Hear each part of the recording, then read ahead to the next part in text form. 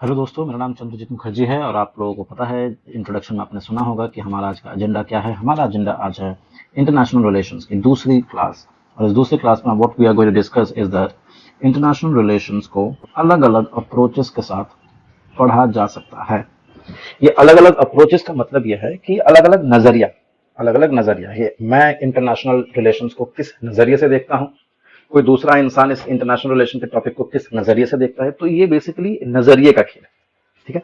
तो एक ग्रुप होता है आइडियलिज्म, इनका एक अपना पॉइंट ऑफ व्यू है। ये इंटरनेशनल रिलेशनशिप को एक अलग नजर से देखता है। इसकी क्लास हम लोगों ने लास्ट क्लास में करी थी, आपको इसलिए रेफरेंस के लिए कहा जा रहा है, आप अपनी लास्ट क्लास को देखें। दूसरी है वो है रियलिज्म, इसको आज हम लोग करेंगे, ये आज का एजेंडा है। कल हम लोग लिबरलिज्म को कंप्लीट करेंगे और परसों that is the 5th of September teachers day, इस पर हम लोग ज्यादा काम करेंगे। हम लोग उस दिन फंक्शनलिज्म और मार्क्सिज्म को दोनों को एक साथ करके ये पूरे अप्रोचेस को खत्म कर देंगे। ठीक है, बात समझ में आ गया। चलिए शुरू करते हैं नोट्स के हिसाब से। सबसे पहली चीज है वो है हमारा जो कॉन्टेक्स्ट है, दिखाई दे रहा होगा आप लोगों को। जो कॉन्टेक्स्ट है हमारा वो क्या है। ठीक है, तो सबसे पहले कॉन्टेक्स्ट पे फोकस करते हैं। कॉन्टेक्स्ट ये है, हमने ये जो रियलिज्म का जो टॉपिक है, इस पे हमको अलग अलग हेड्स पढ़ने हैं। जैसे मैंने इंट्रोडक्शन में कहा है कि there is something called core concepts, there is something called the idea of human behaviour, there is something called the foundation and the origin of realism. इसकी उत्पत्ति कहाँ है, इसके फाउंडर कौन से, और उसके बाद हम लोग करते हैं application application application of the concepts and their approaches of realism. ठीक है, तो ये जो चीज है, इस पे हम लोग जो डिस्कस करेंगे वो ये है कि किस तरीके से मैकियावेली, किस तरीके से अपने प्रिंस में, जो उनकी किताब का नाम है, वो इस केस स्टडीज के थ्रू से इस कॉन्सेप्ट की, ये जो अप्रोच है रियलिज्म, इसकी एप्लीकेशन को समझाते हैं। ठीक है, और वो किस तरीके के एग्जाम्पल्स लेते हैं या किस तरीके की एनालॉजीज वो ड्रॉ करते हैं, इसको भी हम लोग समझने की कोशिश करेंगे। जो कोर कॉन्सेप्ट है दोस्तों, उसमें एक है पावर। मैं आपको फिर बता दूं, ये जितने सारे कॉन्सेप्ट्स की बात कर जाएगी, जितने सारे कॉन्सेप्ट्स की बात यहां करी जाएगी, वो सारे के सारे रिलेटेड हैं with something which is called the hierarchy. एक सीरीज है, एक सीक्वेंस है। तो सबसे पहला सीक्वेंस हम पढ़ेंगे पावर। दूसरा हम लोग पढ़ेंगे, दूसरी चीज हम लोग पढ़ेंगे नेशनल इंटरेस्ट, ये सेकंड चीज है। तीसरी चीज ये है नेशनल सिक्योरिटी। चौथी है कॉन्फ्लिक्ट। पांचवा है बैलेंस ऑफ पावर और सिक्स्थ है डेटरेंस। ये जो 6 कोर कॉन्सेप्ट्स हैं, ये सब के सब रियलिज्म के हैं, सबके सब रियलिज्म के हैं।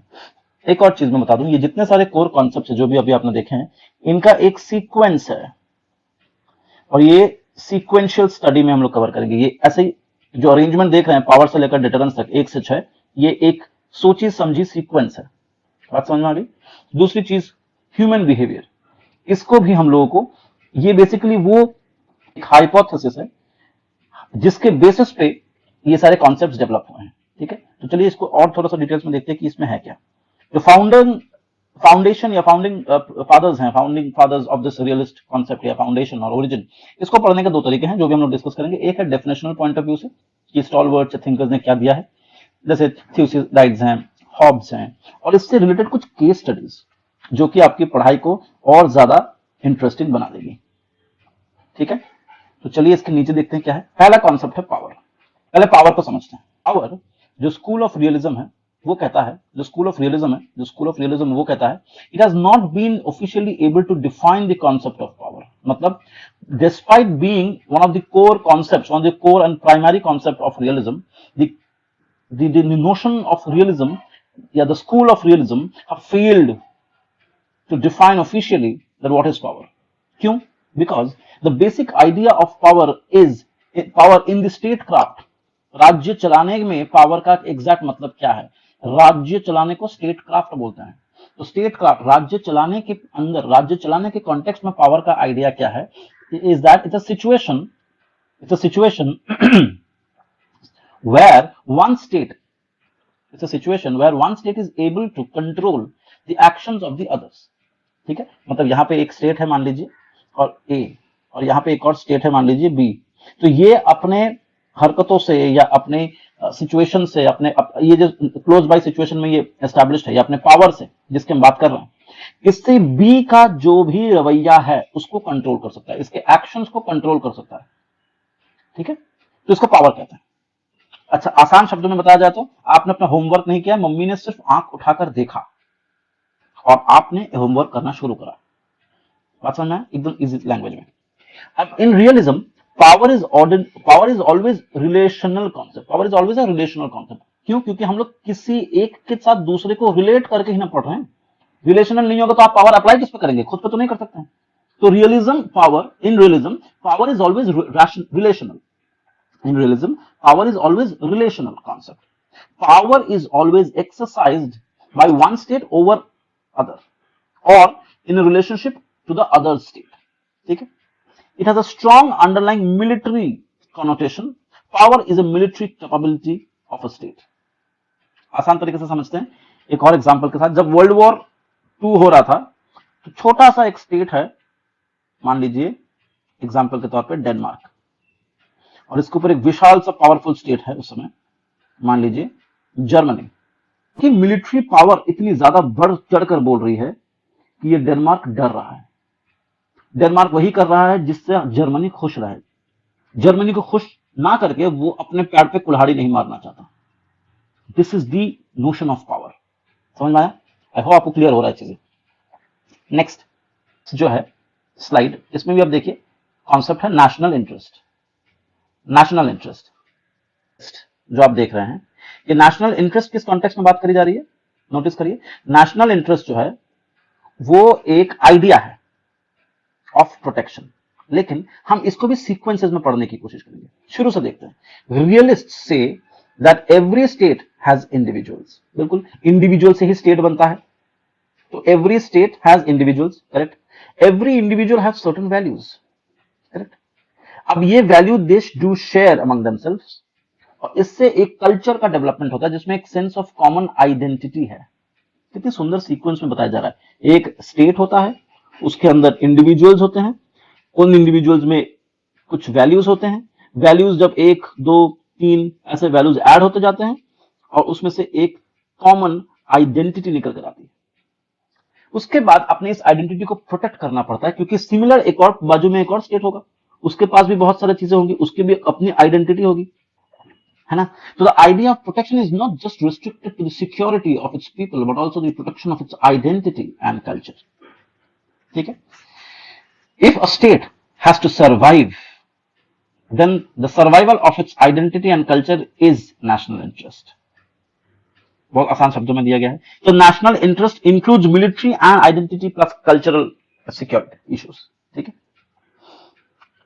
एक किताब का नाम है, बहुत ही फेमस बुक है ये, एक्चुअली मैं इसको मिटाकर आपको बता रहा हूं, आप इसको पढ़िएगा जरूर अगर कोई मौका मिले। Civilization by Samuel Huntington. ये अपने आप में एक क्लासिक है, इसमें भी वही लिखा जा रहा है। इसमें भी आप वही चीजों को ढूंढ पाएंगे जो यहाँ पे आप देख रहे हैं कि आइडेंटिटी को बचाना, कल्चर को बचाना, apart from the security of its people, ये सब मिला करके बनता है national interest. And how the state uses this national interest, अपना आप ये जो राज्य होते हैं, स्टेट्स होती हैं, स्टेट मतलब स्टेट पावर होती है, गवर्नमेंट होती है, ये नेशनल इंटरेस्ट को किस तरह से इस्तेमाल करती है? In its foreign policy. ठीक है। उनका वही ऑब्जेक्टिव होता है कि नेशनल सिक्योरिटी कैसे उसको इंश्योर किया जाए। अब जरा देखिए नेशनल सिक्योरिटी के ऊपर थोड़ा सा और डिटेल में देखते हैं। If a state needs to survive, it has to survive and secure itself from enemy states. ठीक है।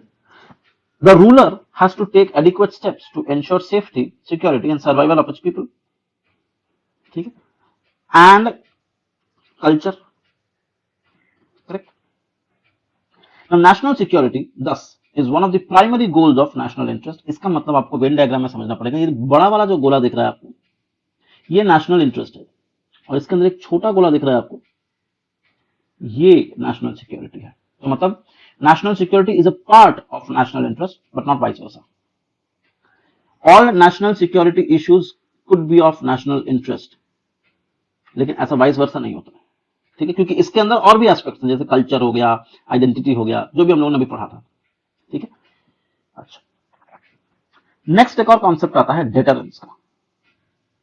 डेटरेंस में क्या होता है, डेटरेंस को खैर हम लोग थोड़ी देर बाद पढ़ेंगे ताकि हम लोग को वो उसके साथ रिलेट कर सके हम लोग। डेटरेंस में हम लोग आते हैं, सबसे पहले हम लोग यहाँ पे आ जाएंगे कॉन्फ्लिक्ट पे।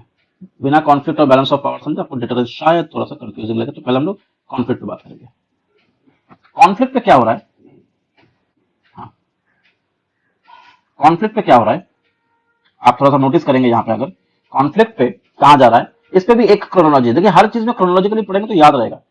Man by nature is conflict mongering, हमें अच्छा लगता है कॉन्फ्लिक्ट करना। कॉन्फ्लिक्ट मतलब कन्फ्रंटेशन विद द अदर्स। क्यों करते हैं हम? For the survival. यही एक स्ट्रगल है, सर्वाइवल का स्ट्रगल। जो जीत जाएगा वही जिंदा रहेगा, something like that.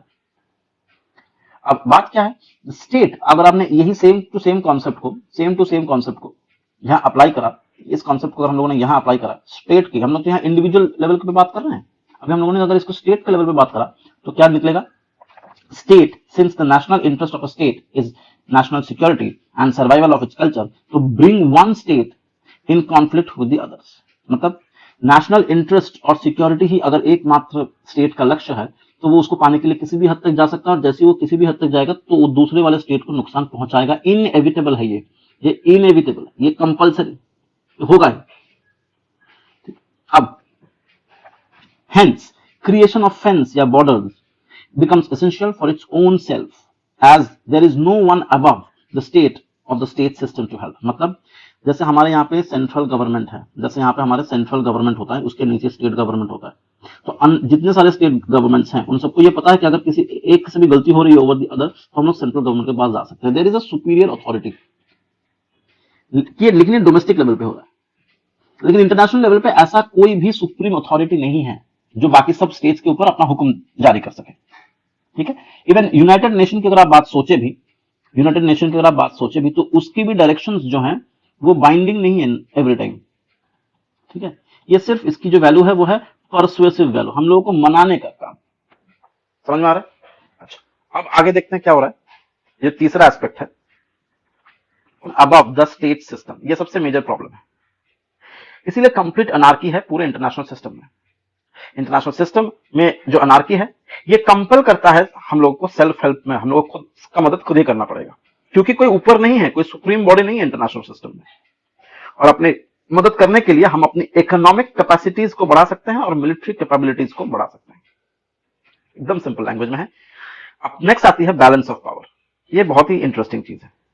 Balance of power में क्या हो रहा है, since national interest lies in ensuring national security, तो सारे स्टेट्स जो हैं वो वेपनाइजेशन शुरू करते हैं, आर्म्स बनाना शुरू करते हैं, क्योंकि सिक्योरिटी सबसे इंपॉर्टेंट है नेशनल इंटरेस्ट में। अब weaponization will secure the state but also simultaneously cause insecurity to the other. जैसे इंडिया जब भी कोई नया मिसाइल या रॉकेट या ऐसा कुछ लॉन्च करता है तो उसके जितने सारे छोटे नेबर्स हैं, Bhutan, Nepal, to certain extent Sri Lanka, to certain extent Pakistan, Bangladesh, ये सारे के सारे लोग थोड़े से इनसिक्योर फील करते हैं। ये नाज बहुत स्वाभाविक है। अगर हम लोग अपने दोस्तों के साथ घूमने जा रहे हैं और उनमें से एक दोस्त बहुत हट्टा कट्टा है तो नॉर्मली उसकी लोग बात मान लेते हैं, भैया क्यों झगड़ा करना। अब उसकी पावर स्ट्रेंथ में है, अगर किसी के पास बहुत ज्यादा दिमाग है तो उसकी पावर दिमाग में है। लेकिन सबसे इंपॉर्टेंट बात यह कि हम लोग वेपनाइजेशन शुरू कर रहे हैं क्योंकि हमें पता है कि national security is one of the primary goals of the national interest. तो वेपनाइजेशन जैसे हमने शुरू करा तो इसमें एक नेगेटिव बात यह है कि एक इनसिक्योरिटी का बोध है, एक सेंस ऑफ इनसिक्योरिटी हम लोगों ने पड़ोसियों में फैला दी। This fear and insecurity will force the other group to create alliance. भैया हम अकेले नहीं कर सकते तो दो चार मिल जाते हैं, कभी अगर जरूरत पड़े तो हम लोग इकट्ठा होकर लड़ सकेंगे। This is exactly what happened in world war one. जो इंपॉर्टेंट चीजें हैं उसमें से ये था कि एक जो one of the main reasons was secret alliances, तो ये सीक्रेट अलायंसेस भी इसी का ही नतीजा है। ठीक है, अब देखिए इसको काउंटर करना, to counter the balance of power, to counter the balance of the game of power in the international scale. ये हम अलायंसेस बनाते हैं ताकि हम इस game of balancing the international power in this international space हम उसको बैलेंस कर सके। काउंटर बैलेंस करना जरूरी है, वरना सिर्फ अमेरिका ही अपना वर्चस्व दिखाएगा। समझ में आ रहा है आप लोगों को? अब बात करते हैं डेटरेंस की।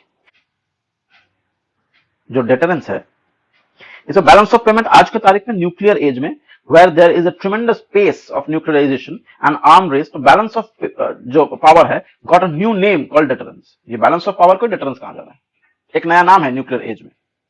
इसमें क्या हो रहा है, लेवरेजिंग, जैसे यहां पे एक स्टेट है नेपाल और यहां पे एक स्टेट है चाइना, इसके बाद न्यूक्लियर पावर है, इसके पास नहीं है। अब ये इसके न्यूक्लियर पावर होने की वजह से ये मैं न्यूक्लियर पावर हूं, ये चीज नेपाल को डिटरेंस में रखती है कि अगर इसने न्यूक्लियर ऑप्शन को इस्तेमाल किया तो the entire nation will go perish.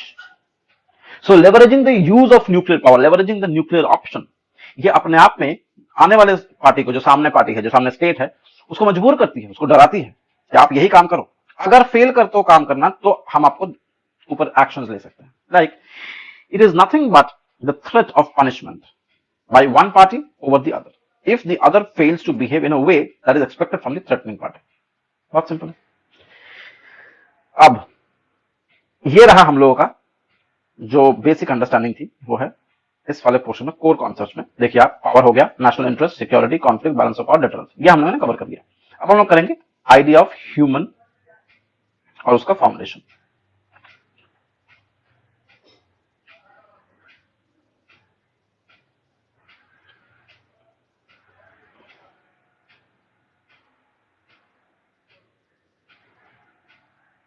ये देखिए, man by nature is egoistic, उसको सिर्फ सेल्फ इंटरेस्ट से मतलब है, loves to fulfil his dreams of interest to gain the edge over others, most important self interest being the survival of its own. बहुत आसान से, now to ensure his survival, to ensure his survival in this world, he has to try serving the interests of himself by ensuring safety from others who are trying the same. मतलब survive करने का तरीका सिर्फ ये नहीं है कि हम अपने आप को स्ट्रांग करें, ये भी है कि हम अपने आप को दूसरों से बचाएं। सो ये जो कॉन्सेप्ट ऑफ सेफ्टी है, ये सर्वाइवल से निकला है। आज हम सर्वाइव करेंगे, पावरफुल बनेंगे, तो यार सेफ्टी हमें इंश्योर भी तो करना है, 4 दिन की सर्वाइवल तो नहीं चाह रहे हैं, इसीलिए कहा जा रहा है this leads to the conflict. उसमें एक डोमिनेशन पावर में है जो डोमिनेट कर रहा है, दूसरा डोमिनेटेड है जिसके ऊपर आप डोमिनेशन करते हैं, which sums up the human behaviour. मतलब इसमें एक जो बात है वो है माइट इज राइट, जिसके पास दम है वही सर्वाइव करेगा। Now this is the human behaviour, ऐसा ये स्कूल मानता है। फिर realism emerge from the ashes of the second world war. Realism as a political philosophy, ये काउंटर करता है आइडियलिज्म को, ये तो आप लोगों को समझ में आ ही रहा होगा। Each nation state intends to survive and the core national interest is national security and fighting for its survival. इसलिए आप देखिए रियलिज्म में सर्वाइवल एक स्तंभ है, उसको पाने का तरीका सेल्फ हेल्प है, अपनी मदद खुद करेंगे, और प्राइमेसी जो है वो स्टेट को दी गई, मतलब एब्सोल्यूट इंपॉर्टेंस स्टेट को दिया गया। इसी को बचाने के चक्कर में बाकी सब कुछ हो रहा है, तो आई होप ये आपको समझ में आ गया होगा। उसके बाद जो थर्ड एस्पेक्ट है वो है एंशिएंट टाइम। एंशिएंट, ये कोई नया चीज नहीं है, लेकिन एंशिएंट टाइम में थूसिडाइड्स उन्होंने एक्सप्लेन किया था रियलिज्म के इस पावर एक गेम को by explaining the Peloponnesian war. ये पेलोपोनेसियन वॉर क्या है हम लोग बात करेंगे, ये एथेंस और मेलोस के बीच की लड़ाई हम लोग बात करेंगे। फिर कौटिल्य की अर्थशास्त्र, ठीक है, उसके बाद सुन त्साओ की आर्ट ऑफ वॉर और हॉब्स की लेवियथन, ठीक है। अच्छा, अब इस कॉन्टेक्स्ट में अगर हम लोग सोचने की कोशिश करें तो ये जो इक्वेशन बन रहा है, इसी इक्वेशन को हम लोग आगे डिस्कस करेंगे नेक्स्ट स्लाइड में। क्या है ये पेलोपोनेसियन वॉर, क्या है, इसके बारे में चर्चा करते हैं थोड़ा सा। देखिए, जो पेलोपोनेसियन वॉर है, नोटिस करिए, थ्यूसिडाइड्स, ये पेलोपोनेसियन वॉर को देखते हैं बिटवीन एथेंस एंड मेलोस। ये बात है इस पीरियड की 430 से 404 बीसीई, बिफोर कॉमन एरा। सबको पता है उस समय कि Athens is most powerful, very very powerful. Mallows उसके सामने स्मॉल, इनफैक्ट पावरलेस कंपैरेटिवली। तो ये युद्ध शुरू होने से पहले सबको पता है एथेंस जीत जाएगा, बट ऑब्वियस। लेकिन इन दोनों के इक्वेशन को देखकर थ्यूसिडाइड्स ने एक कॉन्सेप्ट निकाला, एक आइडिया निकाला और वो ये था that states are based on unequal powers. और अगर अनइक्वल पावर है तो जो जस्टिस का जो मापदंड है, जो जस्टिस का जो डेफिनेशन है, वो भी इक्वल टर्म्स में नहीं हो सकता। और अल्टीमेटली जो स्टेट कमजोर है उसका फेट, उसका जो भविष्य है वो इंपॉर्टेंट है, सबको पता है। और जो आदमी डोमिनेट कर रहा है एथेंस, उसका भी फेट सबको पता है, वो जीत जाएगा। लेकिन पॉलिटिकल सर्वाइवल एक ऐसी चीज है जो इस पूरे चीज का खेल का की है। आपको जिंदा रहना, एक स्टेट को जिंदा रहना है, वो कैसे रहेगा? अब ये मेलोस को जिंदा रहना है, कैसे रहेगा? मेलोस को पता है कि वो एथेंस से जीत नहीं सकता, क्योंकि अनइक्वल पावर्स है, जस्टिस भी अलग होगा, उसे अपना फेथ पता है, लेकिन उसको सर्वाइव भी करना है। कैसे करेगा? अब ये मेलोस अपने तरह के और 3-4 लोगों को ढूंढेगा, क्रिएट एन अलायंस। समझ में आ रहा है आप लोगों? गेम समझिए इसमें। अब इसमें एक और चीज आती है, वो है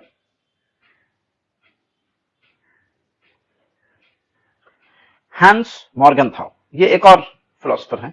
ये क्या कहते हैं? The world is comprise of many states. उन स्टेट्स का एक लस्ट है to gain more and more power and survival, and this lust for territorial expansion क्यों चाहिए? Urge for more resources and land. It brings the state at the juncture of war with the others.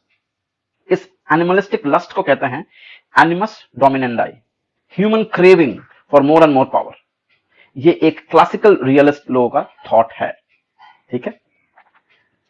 अब ये जो शख्स है, ये जो war की तरफ ले जाता है, ये जो लस्ट है, ये जो वॉर की तरफ ले जाता है विद अनदर स्टेट, इससे क्या होता है? इससे कॉन्फ्लिक्ट होता है, और ये कॉन्फ्लिक्ट से काफी सारे जाने जाती हैं, जान और माल का नुकसान होता है, लेकिन इसको जस्टिफाई किया जाता है स्टेट्स द्वारा जो इसको डिफेंड कर रहे हैं एज नेशनल इंटरेस्ट। कितना प्रैक्टिकल बातें हैं। और ये कॉन्फ्लिक्ट किसके बीच में हो रही है? Between the defending state will display it's military strength. Obviously वो तो मार खाने के लिए नहीं है। तो पूरे गेम का मतलब ये है कि एक स्टेट दूसरे स्टेट के ऊपर जब चढ़ाव करता है तो जो डिफेंडिंग स्टेट्स है वो किसी भी हद तक जा सकता है in the name of national interest, ठीक है। नेक्स्ट, अब एक और कॉन्सेप्ट आता है नियो लिबरल्स। एक और कॉन्सेप्ट है नियो लिबरल्स। लेकिन ये नियो लिबरल्स हम लोग रियलिज्म में इसलिए बात कर रहे हैं क्योंकि रियलिज्म में भी इनका एक रोल है। हम लोग बताते हैं कैसे। देखिए, केनेथ वॉल्ट्स, इन्होंने एक किताब लिखी थियोरी ऑफ इंटरनेशनल पॉलिटिक्स 79 में। माइंड इट, ये वो किताब है जिसकी वजह से केनेथ वॉल्ट्स को प्रोपाउंडर बताया गया है न्यू रियलिज्म का।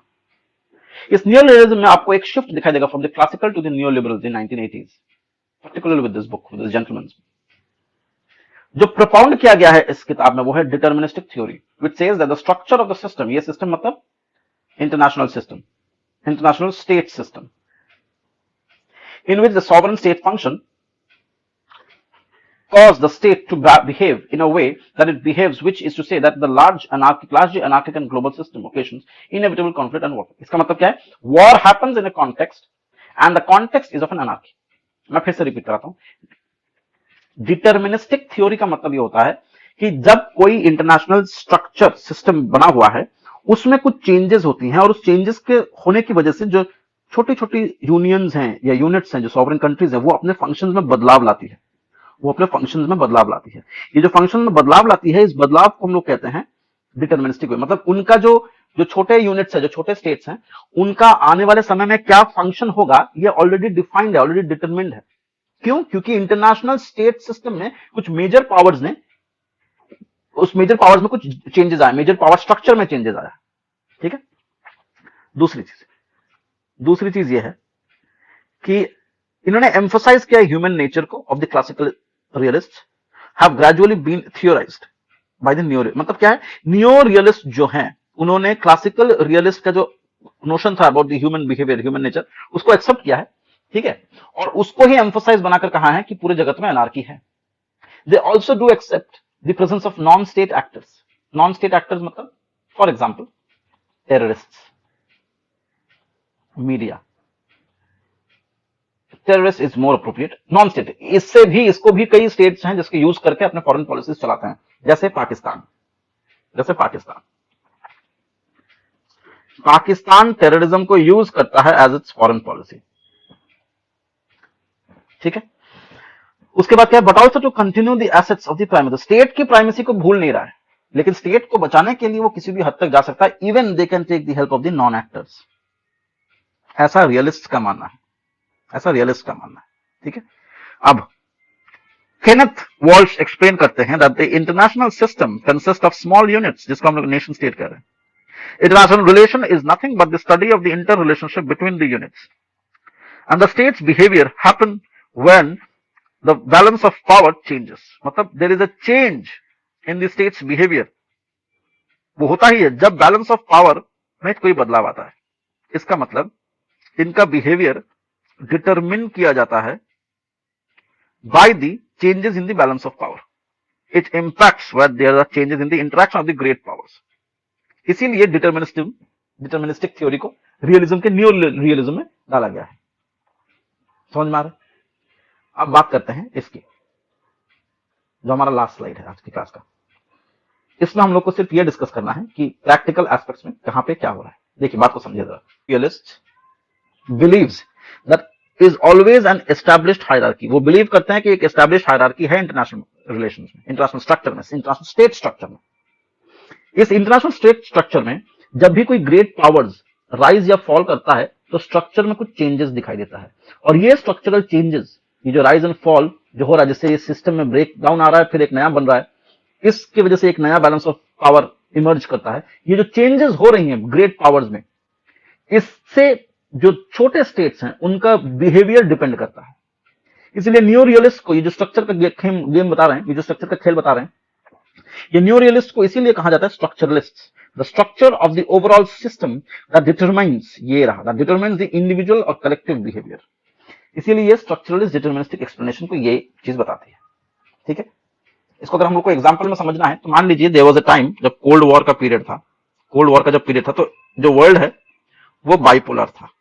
बाइपोलर था मतलब एक जगह पे यूएसए सुपर पावर था, एक जगह पे यूएसएसआर. ठीक है, हर एक छोटे स्टेट्स या तो इसका पक्ष ले रहे थे या तो इसका पक्ष ले रहे थे. क्यों? बिकॉज इन छोटे स्टेट्स का जो भी डिसीजन होगा that was already determined by the structure of the international system.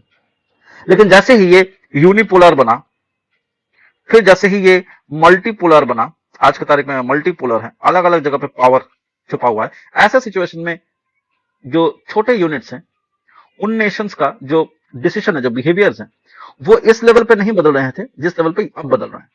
मतलब छोटे स्टेट्स का जो रवैया है, बिहेवियर है, वो कोल्ड वॉर के समय जब बाइपोलर वर्ल्ड थी तब कुछ और था और आज यूनिपोलर में कुछ और है. समझ में आ रहा है? नाउ मैकियावेलीज अप्लाइड विजडम, ये क्या कहता है, राजा जो भी होगा ये एक डेंजरस प्लेस है टू लिव. ये सबको पता, वर्ल्ड जो है वो डेंजरस प्लेस है. अब जो राजा होगा उसके अंदर ये मिक्स क्वालिटीज होनी चाहिए, फॉक्स और लायन. मतलब वो श्रूड भी हो, कनिंग भी हो और वो स्ट्रांग भी हो, जिससे क्या करेगा, वो अपॉर्चुनिटी सीख कर सकता है, not only for himself but also the nation he rules, उसकी पॉपुलेशन को. Ruler should follow the core, जो आपका जो बिहेवियर होता है, जो उसकी नेचर होती है of a fox and lion. लेकिन उसको कभी नहीं फॉलो करना चाहिए ये क्रिश्चियन डिक्टम या डॉक्ट्रिन, लव दाई नेबर या लविंग वंस नेबर. क्यों? क्योंकि ये नेबर कैसा है वो हमें नहीं पता. इंटरनेशनल रिलेशन में हम उसको सस्पिशन की नजर से देखते हैं, शक की नजर से देखते हैं, जब तक हमें यकीन नहीं हो जाए. जैसे हमारा नेबर पाकिस्तान है, क्या हम उनके साथ ऐसे ही बिहेव कर सकते हैं जैसा बिहेवियर हम नेपाल या भूटान के साथ करते हैं? ये जो फर्क है, ये फर्क इस डिक्टम के खिलाफ है. ये फर्क इस डिक्टम के खिलाफ है. यही यहां पे बात बताई जा रही है. ठीक है, बात समझ में आ गया? Next, rather the ruler should take decision for the protection of his people and ensures growth and prosperity of a nation and its citizen. इसके एग्जाम्पल में इन्होंने क्या कहा है, सीरिया क्राइसिस हुआ था. सीरियन क्राइसिस में एक तरफ रशिया था और एक तरफ यूएसए था. ये बेसिकली ये रशिया और यूएस एक्चुअली में अपना वर्चस्व, अपना बाहुबलीपन दिखाने के लिए they were fighting a proxy war. और इस प्रॉक्सी वॉर में ये लोग किसके लड़वा रहे थे? ये लोग रशिया सपोर्ट कर रहा था सीरिया और ईरानियन का, जो कि बेसिकली शिया मुस्लिम्स है, और यूएसए सपोर्ट कर रहा था सऊदी अरेबिया का, जो कि सुन्नी पॉपुलेशन है. इन दोनों को लड़ा के रशिया चाहता था कि वो एक काउंटर बैलेंस कर सके. क्यों? क्योंकि यूएसए जो है वो सुप्रीमली राइज कर रहा था. बात समझ आ रहा है आप लोगों को? मैं इसका डिटेल्स में नहीं जा रहा हूं, लेकिन इसकी लॉजिक को समझा रहा हूं ताकि आप लोगों को रियलिज्म के एप्लीकेशन पता चले. तो एक छोटा सा सम अप अगर मुझे करना है तो मैं ये ऐसे करूंगा कि जो क्लासिकल रियलिस्ट्स थे उनका मानना था ह्यूमन नेचर कैसा है, उन्होंने ये आइडिया दिया था. थिंकर्स के नाम में आप थ्यूसिडाइड्स, हैंस आपको रख सकते हैं. जो स्ट्रक्चरलिस्ट हैं या न्यूरियलिस्ट हैं, ये दोनों में नाम से पुकार सकते हैं। इसमें क्या है, इंटरनेशनल सिस्टम को लाया गया है जिसमें अनार्की है। करेक्ट। केनेथ वॉल्श इसके प्रोपाउंडर। और जो तीसरा है वो है नियो क्लासिकल रियलिज्म। इसमें क्या होता है, इसमें इंडिविजुअल जो नेता होता है, इंडिविजुअल लीडर होता है, उसी के बेसिस पे बहुत बड़ा बड़ा मूवमेंट हो जाता है। इसके प्रोपाउंडर फरीद जकारिया हैं। इसका एग्जाम्पल अगर हमें देना पड़े तो हम कहेंगे ईरानियन रेवोल्यूशन, जब यह अयातुल्ला खुमैनी वापस आता है, उसकी स्टोरी। तो आई होप आप लोगों को इतना चीजें समझ में आ गया होगा कि किस तरीके से ये रियलिज्म काम करता है। ठीक है, तो अगर ये वीडियो आपको किसी भी तरीके से अच्छा लगा, आपको लगा कि हाँ इससे कुछ समझा जा सकता है, इसके नोट्स लिए जा सकते हैं, तो प्लीज चैनल को शेयर कीजिए, सब्सक्राइब कीजिए, लाइक बटन दबाना मत भूलिए। इससे बहुत प्रेरणा मिलती है आगे क्लासेस करवाने के लिए। Thank you so much.